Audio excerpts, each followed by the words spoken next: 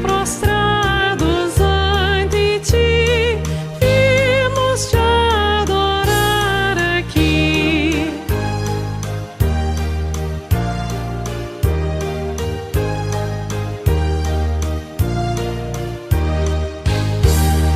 Cristo Salvador, verás, com amor em nós domina, tua graça, tua paz. Ó Senhor, ao mundo ensina que, remido em tua luz, possa andar, ó Rei Jesus.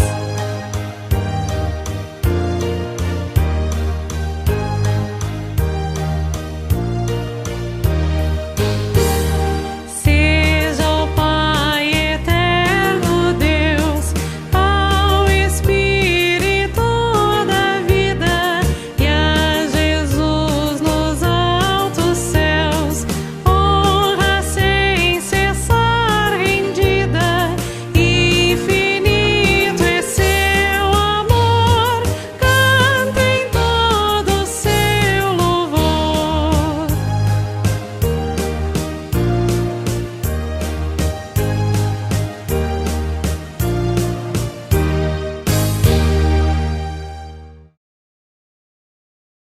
Olá, bom dia! Seja bem-vindo a este momento de culto.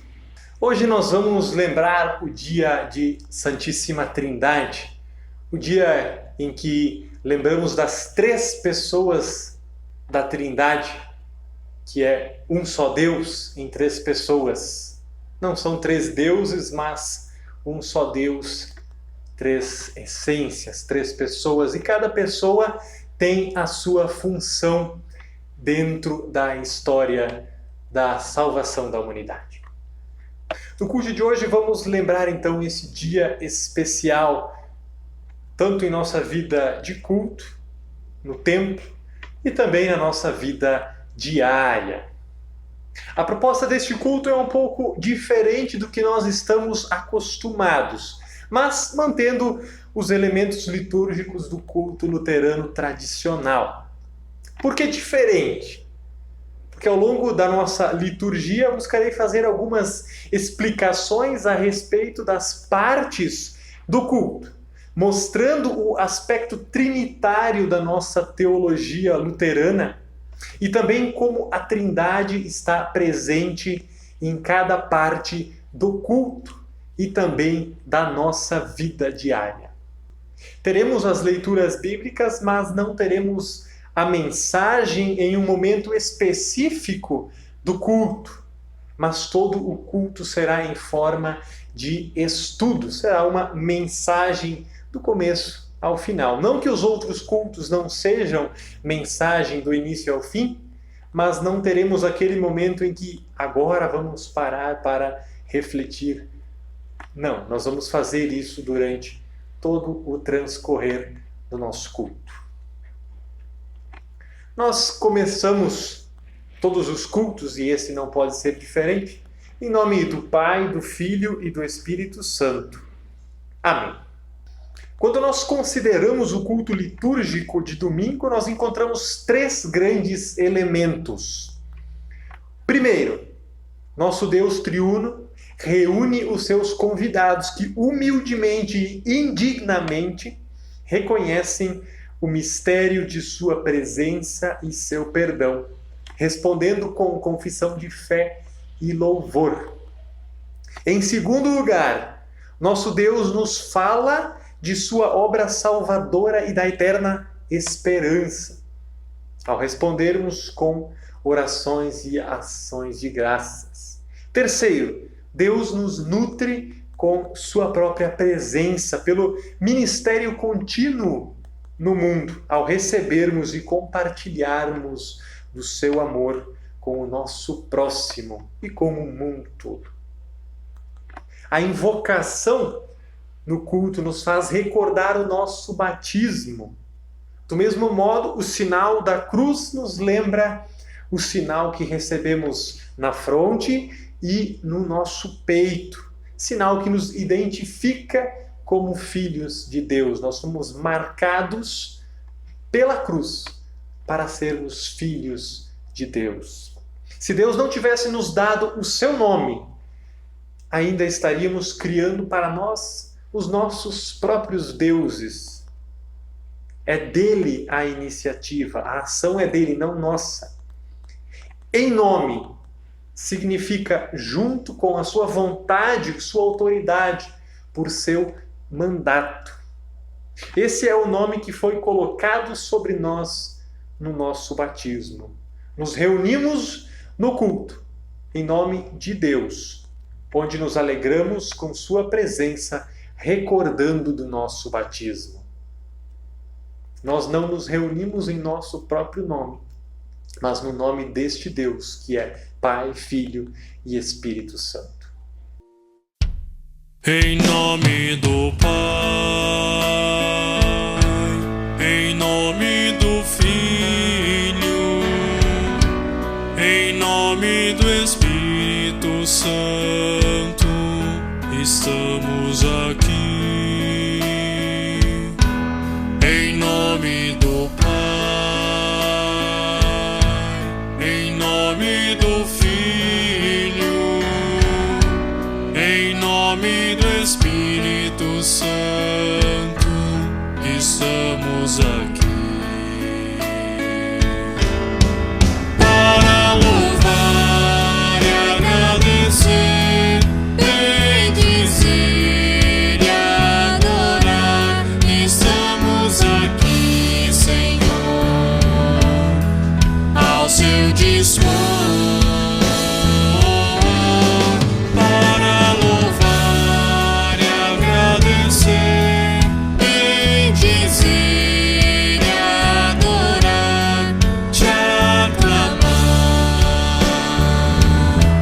Deus Trino de amor.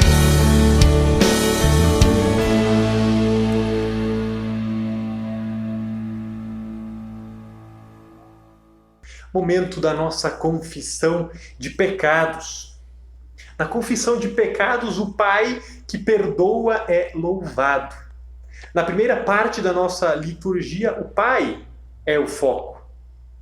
A confissão é um reconhecimento não apenas da nossa humanidade, que é falha, que é pecaminosa, mas um reconhecimento de que Deus, perdoador, também é juiz, é redentor e é santificador. Nos juntamos com os filhos pródigos de todos os tempos, confessando: Pai, pequei contra o céu e contra ti. O Deus misericordioso, o Deus Pai, deu o seu único Filho para morrer por nós.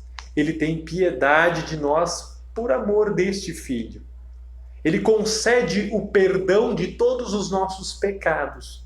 E pelo Espírito Santo, aumenta em nós a fé e o verdadeiro conhecimento dele e da sua vontade.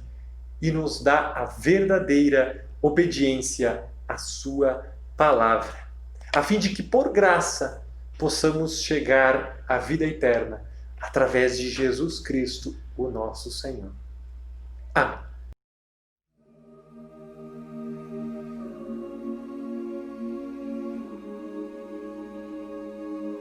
Ó Senhor, nosso Deus, a tua grandeza é vista no mundo inteiro. O louvor dado a ti chega até o céu e é cantado pelas crianças e pelas criancinhas de colo. Tu construíste uma fortaleza para te proteger dos teus inimigos, para acabar com todos os que te desafiam. Como olha para o céu que tu criaste, para a lua e para as estrelas que puseste nos seus lugares. Que é um simples ser humano para que penses nele? Que é um ser mortal para que te preocupes com ele? No entanto, fizeste o ser humano inferior somente a ti mesmo e lhe deste a glória e a honra de um rei. Tu lhe deste poder sobre tudo o que criaste. Tu puseste todas as coisas debaixo do domínio dele. As ovelhas e o gado e os animais selvagens também, os pássaros e os peixes e todos os seres que vivem no mar. Ó Senhor, nosso Deus, a tua grandeza é vista no mundo inteiro.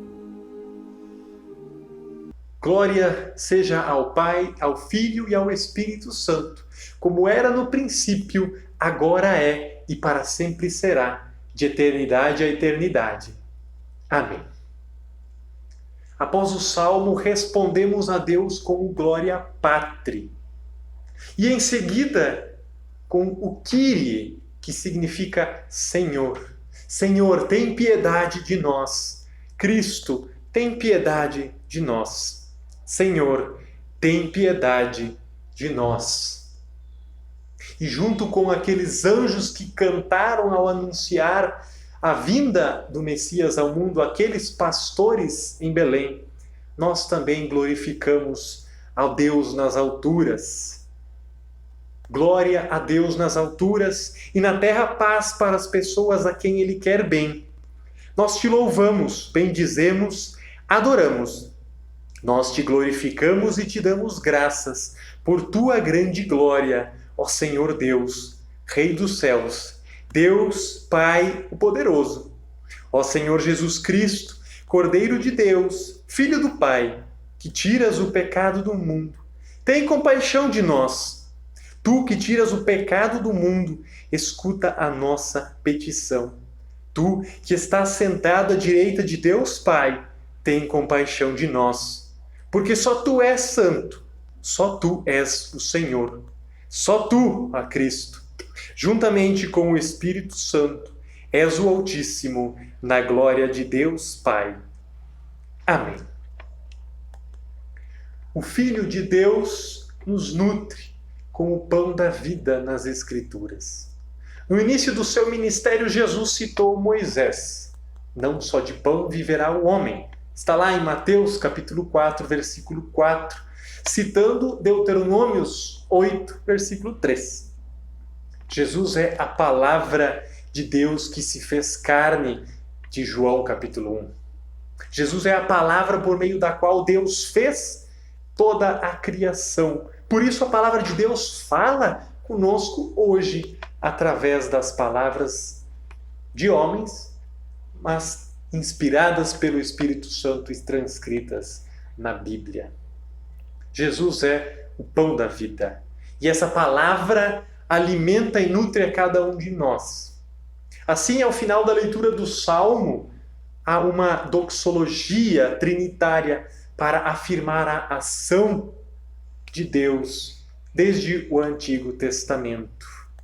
Doxologia é algo em que se glorifica a grandeza e a majestade de Deus. A doxologia trinitária afirma a crença na divindade, igualdade e eternidade das três pessoas da Trindade Santa, em oposição a falsos ensinamentos que ensinam o contrário. O Glória in excelsis, glória a Deus nas alturas, é mais do que um memorial. É uma breve e clara confissão de fé na Santíssima Trindade.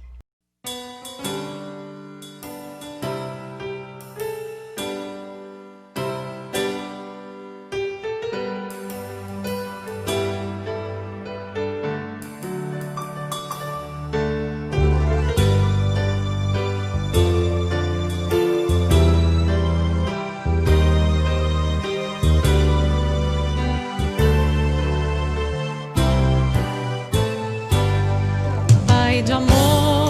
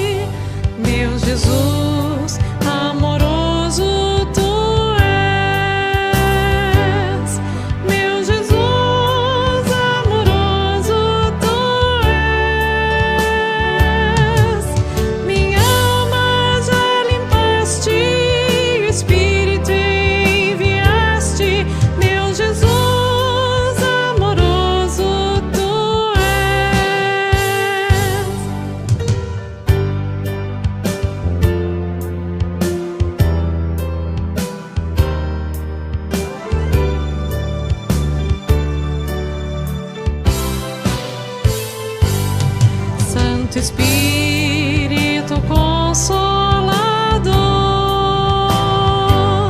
Santo Espírito Consolador, Tu nos santificas, em nós sempre habitas, Santo Espírito Consolador.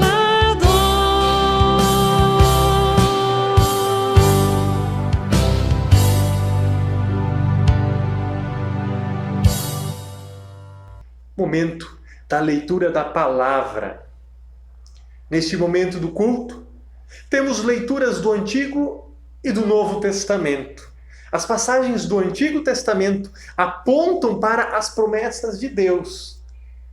No Antigo Testamento, Deus prometeu enviar o Salvador e cumpriu. Na leitura do Antigo Testamento para este domingo de Santíssima Trindade, temos registrado a ação de Deus como o Criador do mundo. Cada pessoa da Trindade tem uma função na história do mundo. Deus é o Criador, como nós confessamos no Credo Apostólico. Creio em Deus Pai Todo-Poderoso, Criador do céu e da terra. No princípio criou Deus os céus e a terra. A terra, porém, estava sem forma e vazia. Havia trevas sobre a face do abismo, e o Espírito de Deus pairava por sobre as águas. Disse Deus: haja luz, e houve luz. E viu Deus que a luz era boa, e fez separação entre a luz e as trevas. Chamou Deus a luz dia, e as trevas noite. Houve tarde e manhã, o primeiro dia. E disse Deus: haja firmamento no meio das águas e separação entre águas e águas. Fez, pois, Deus o firmamento e separação entre as águas debaixo do firmamento e as águas sobre o firmamento. E assim se fez. E chamou Deus ao firmamento os céus. Houve tarde e manhã, o segundo dia. Disse também Deus: ajuntem-se as águas debaixo dos céus num só lugar, e apareça a porção seca. E assim se fez. À porção seca chamou Deus terra, e ao ajuntamento das águas, mares. E viu Deus que isso era bom, e disse: produza a terra relva, ervas que deem semente, e árvores frutíferas que deem fruto segundo a sua espécie, cuja semente esteja nele sobre a terra. E assim se fez. A terra, pois, produziu relva, ervas que davam semente segundo a sua espécie, e árvores que davam fruto, cuja semente estava nele, conforme a sua espécie. E viu Deus que isso era bom. Houve tarde e manhã, o terceiro dia. Disse também Deus: haja luzeiros no firmamento dos céus, para fazerem separação entre o dia e a noite, e sejam eles para sinais, para estações, para dias e anos. E sejam para luzeiros no firmamento dos céus, para alumiar a terra. E assim se fez. Fez Deus os dois grandes luzeiros, o maior para governar o dia e o menor para governar a noite. E fez também as estrelas. E os colocou no firmamento dos céus para alumiarem a terra, para governarem o dia e a noite e fazerem separação entre a luz e as trevas. E viu Deus que isso era bom. Houve tarde e manhã, o quarto dia. Disse também Deus: povoem-se as águas de enxames de seres viventes, e voem as aves sobre a terra, sob o firmamento dos céus. Criou, pois, Deus os grandes animais marinhos e todos os seres viventes que rastejam, os quais povoam as águas segundo as suas espécies, e todas as aves segundo as suas espécies. E viu Deus que isso era bom. E Deus os abençoou, dizendo: sede fecundos, multiplicai-vos e enchei as águas dos mares. E na terra se multipliquem as aves, Houve tarde e manhã, o quinto dia. Disse também Deus: produza a terra seres viventes, conforme a sua espécie, animais domésticos, répteis e animais selváticos, segundo a sua espécie. E assim se fez. E fez Deus os animais selváticos, segundo a sua espécie, e os animais domésticos, conforme a sua espécie, e todos os répteis da terra, conforme a sua espécie. E viu Deus que isso era bom. Também disse Deus: façamos o homem à nossa imagem, conforme a nossa semelhança. Tenha ele domínio sobre os peixes do mar, sobre as aves dos céus, sobre os animais domésticos, sobre toda a terra e sobre todos os répteis que rastejam pela terra. Criou Deus, pois, o homem à sua imagem. A imagem de Deus o criou. Homem e mulher os criou. E Deus os abençoou e lhes disse: sede fecundos, multiplicai-vos, enchei a terra e sujeitai-a. Dominai sobre os peixes do mar, sobre as aves dos céus, e sobre todo animal que rasteja pela terra. E disse Deus ainda: eis que vos tenho dado todas as ervas que dão semente e se acham na superfície de toda a terra, e todas as árvores em que há fruto que dê semente. Isso vos será para mantimento. E a todos os animais da terra, e a todas as aves dos céus, e a todos os répteis da terra, em que há fôlego de vida, toda erva verde lhe será para mantimento. E assim se fez. Viu Deus tudo quanto fizera, e eis que era muito bom. Houve tarde e manhã, o sexto dia. As leituras do Novo Testamento lembram os benefícios da vinda de Cristo ao mundo. O Evangelho sempre aponta para a obra de Jesus, que afeta a vida diária dos crentes reunidos, como lembrete dos cuidados e do amor de Deus pela humanidade. E a confissão de fé, que é feita geralmente usando as palavras de um dos três credos ecumênicos, apostólico, niceno e atanasiano. Os credos são resumos da confissão de fé de cada cristão. Eles surgiram para combater ensinamentos contrários à palavra de Deus, que ensinavam ideias erradas a respeito da Trindade. Como, por exemplo, ensinos de que Jesus apenas aparentou ser homem, que não era verdadeiro homem, o que é contrário ao verdadeiro ensinamento bíblico e evangélico. Estes credos são resumos de tudo o que é ensinado a respeito deste Deus triuno. Qualquer ensinamento que foge disso deve ser desconsiderado e o seu ensino banido das igrejas. Homens de Israel, escutem o que eu vou dizer. Deus mostrou a vocês que Jesus de Nazaré era um homem aprovado por ele. Pois, por meio de Jesus, Deus fez milagres, maravilhas e coisas extraordinárias no meio de vocês, como vocês sabem muito bem. Deus, por sua própria vontade e sabedoria, já havia resolvido que Jesus seria entregue nas mãos de vocês. E vocês mesmos o mataram por mãos de homens maus que o crucificaram. Mas Deus ressuscitou Jesus, livrando-o do poder da morte, porque não era possível que a morte o dominasse.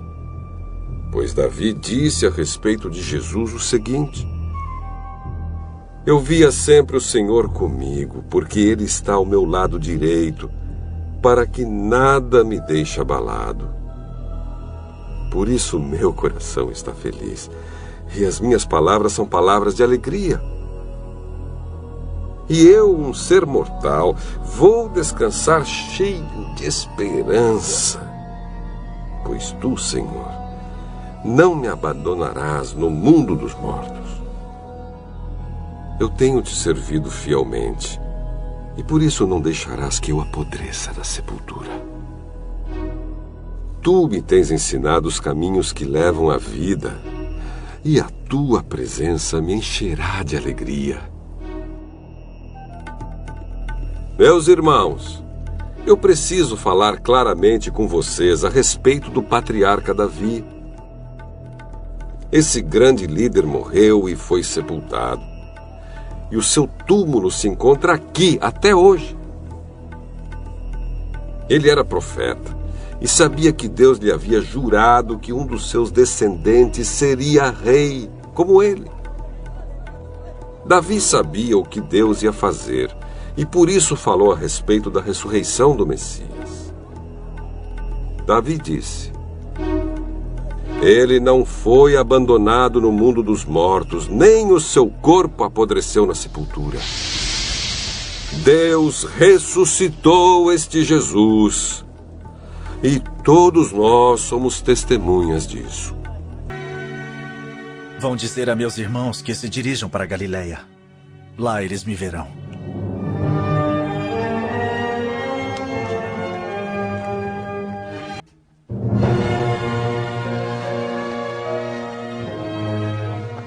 Os 11 discípulos foram para Galiléia, para o monte que Jesus lhes indicara.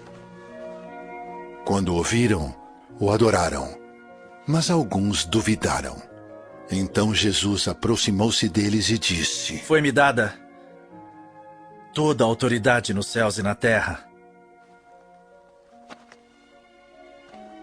Portanto, vão e façam discípulos de todas as nações, batizando-os em nome do Pai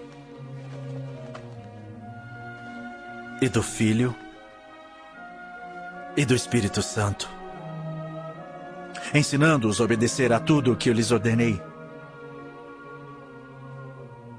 E eu estarei sempre com vocês até o fim dos tempos.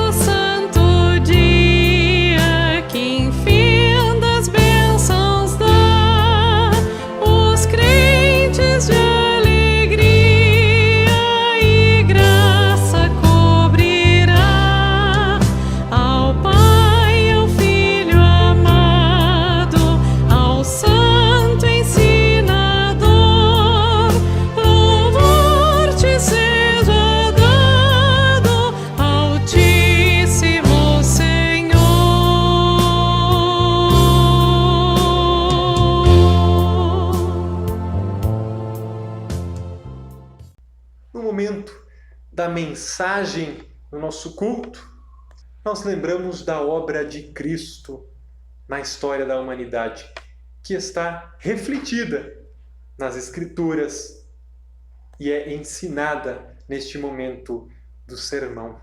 A nossa resposta à atividade de Cristo é lembrar dele como ele pediu em Lucas 22:19. Fazei isto em memória de mim. O contexto deste versículo era o da última ceia, que nos lembra a obra redentora de Jesus. E é isto que fazemos no sermão. Lembrar de Cristo e como a sua obra realiza mudanças em nossa vida ainda hoje. Lembrar de Cristo significa lembrar de sua encarnação como o Logos de Deus, o Criador do céu e da terra. Cristo é o Verbo que se fez carne. Significa lembrar seu sofrimento, sua morte e ressurreição e a sua promessa de voltar, que é a dimensão escatológica, ou seja, as coisas do fim dos tempos, em nossa adoração. Essas lembranças não são apenas recordar fatos do passado, mas é participar desses acontecimentos do passado, que nos trazem benefícios presentes e futuramente.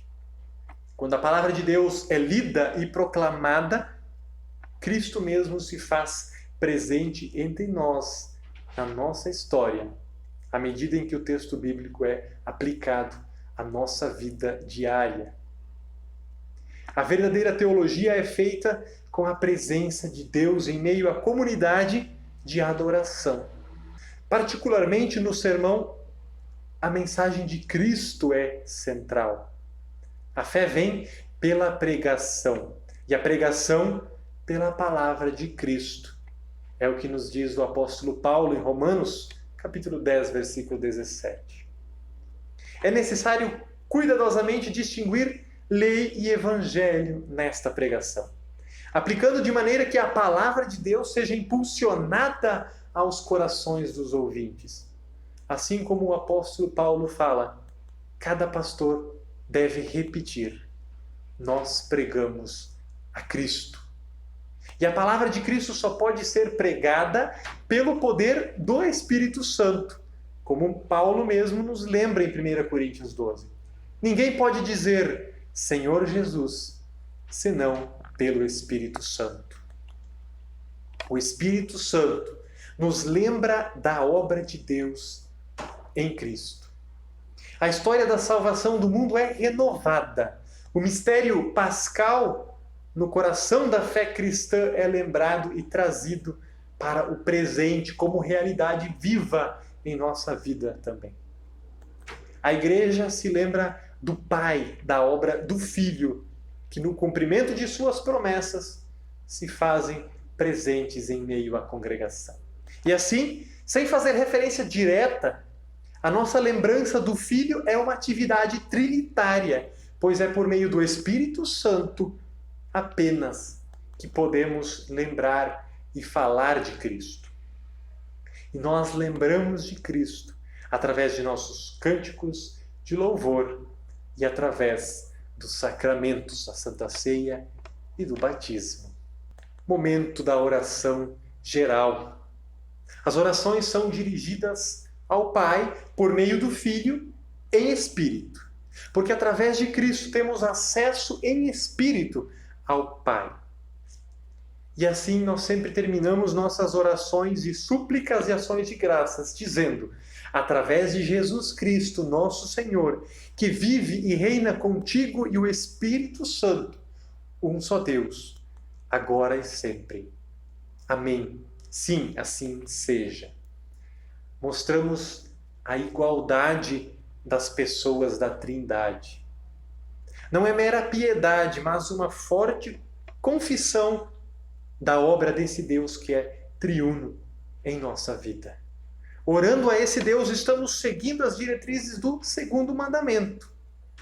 Honrar o nome de Deus significa olhar para todos os consolos e invocá-los.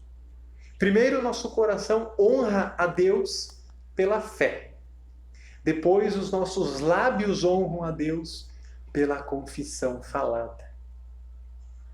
O culto é de Deus. O principal celebrante é Jesus, nosso grande e sumo sacerdote no céu. É Ele quem nos conduz para a adoração, representando a cada um de nós diante do Pai em intercessões e ações de graças.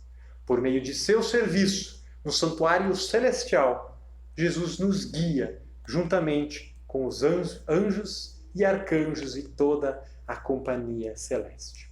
Nós vamos falar com o nosso Deus em oração, pedindo por aqueles que passam por momentos de luto, por momentos de doença, e também queremos pedir pelos que completam mais um ano de vida neste mês de junho.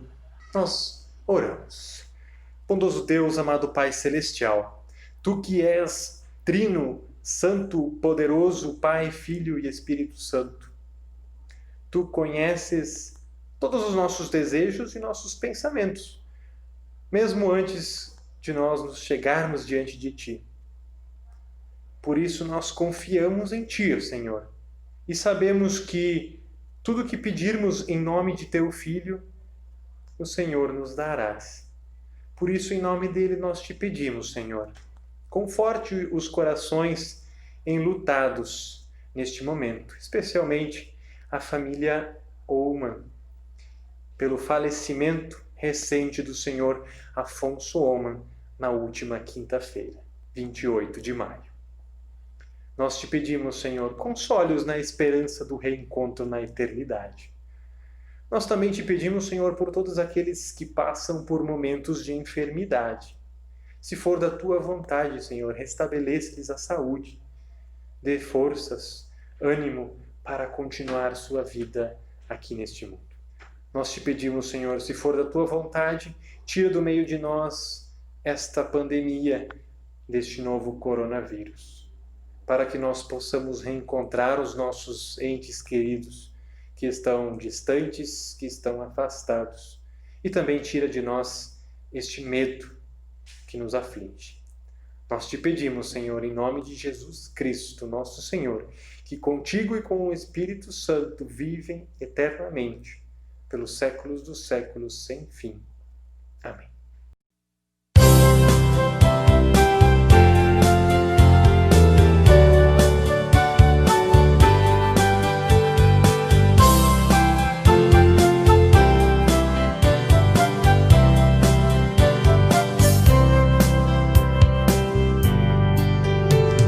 Soli, soli Deo, soli, soli Deo, soli, soli, soli Deo, gloria, gloria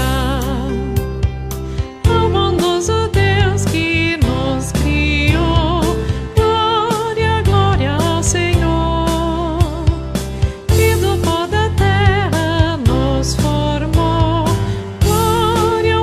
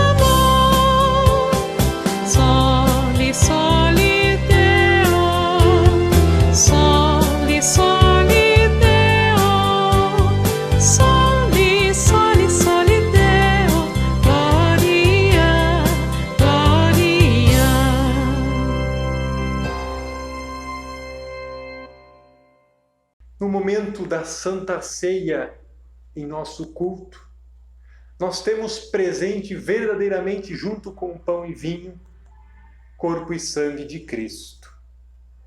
Os santos que nós cantamos antes da comunhão reflete essa dimensão trinitária em nossa adoração no culto. O triplo santo, santo, santo, santo és o Senhor, cantado na nossa liturgia, ecoa quando a congregação se junta aos coros celestiais dos anjos. Nossa adoração é trinitária e transtemporal. Assim nos juntamos aos coros de Jerusalém quando cantamos o Hosana. Muitos dos nossos hinos de comunhão expressam essa gratidão ao Pai pela presença e atividade do Espírito Santo. E após a comunhão, o Nunc Dimittis dá ênfase à grandiosidade do Pai. A congregação se une a Simeão em seu cântico, ao conhecer Jesus ainda menino, para responder a esta presença real de Jesus na Santa Ceia. Cantamos agradecendo ao Pai pelo sacramento. Senhor, agora despedes em paz o teu servo, segundo a tua palavra, pois os meus olhos viram a tua salvação. A ação trinitária é esta. O Pai envia o Filho, e o Pai e o Filho enviam o Espírito Santo. O Espírito Santo chama, reúne, ilumina a santidade toda a igreja cristã na terra, que a mantém com Jesus Cristo na única e verdadeira fé. O culto e a Trindade estão em evidente conexão na nossa teologia e na nossa liturgia. O culto é autorrevelação de Deus como Pai, Criador do mundo, do Filho como o Redentor do mundo, enviado pelo Pai, e o Espírito Santo, que nos santifica e nos consola por meio da fé. O culto não é unitário e sim trinitário. É cristocêntrico. Cristo é o centro. Não é antropocêntrico, quando o homem é o centro. O culto é sacramental e não sacrificial. O culto sempre deve ser focado na obra de Cristo na cruz, direcionando a adoração e o louvor ao Deus triuno, Pai, Filho e Espírito Santo. E nós concluímos este momento de culto com as palavras da coleta de domingo de Trindade. Todo-Poderoso e Eterno Deus, que deste aos teus servos, na confissão da verdadeira fé, a habilidade de reconhecer a glória eterna da Trindade e no poder majestoso adorar a unidade. Te peço que nesta fé sejamos fortalecidos em todas as adversidades, em nome do Pai, do Filho e do Espírito Santo, que vive e reina contigo, um só Deus, agora e sempre. Amém.